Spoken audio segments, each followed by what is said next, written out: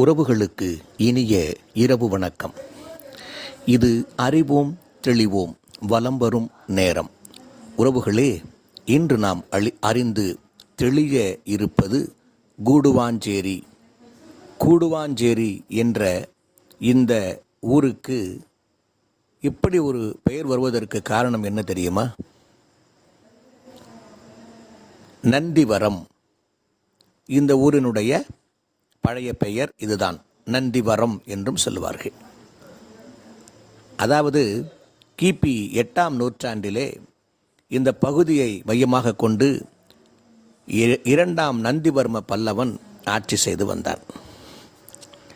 ஆகவே இது அவன் பெயராலே நந்திவரம் என்று அழைக்கப்பட்டதாக கூறப்படுகிறது.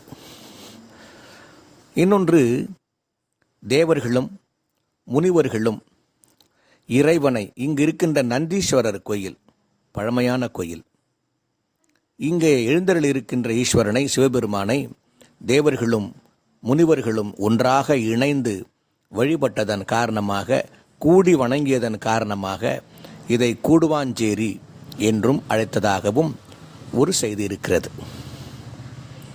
மக்கள் கூடி வாழ்ந்த இடம் கூடுவான் சேரி.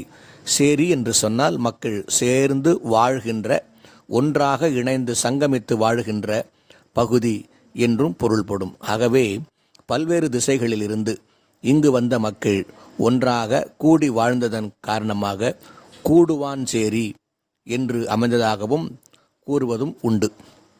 இன்னொரு காரணம், சென்னையிலிருந்து தெற்கு நோக்கி, தென் திசையை நோக்கி பயணிப்போர் யாவருமே இங்கு தங்கி இளைப்பாரி சென்றதன் காரணமாக, தங்கி அதாவது கூடி இருந்ததன் காரணமாக கூடுவான் சேரி, எல்லோரும் ஒன்றாக கூடும் இடம், சந்திக்கின்ற இடம். அதலின் கூடுவான் சேரி என்பது கூடுவாஞ்சேரி என்று பொருள்படும்.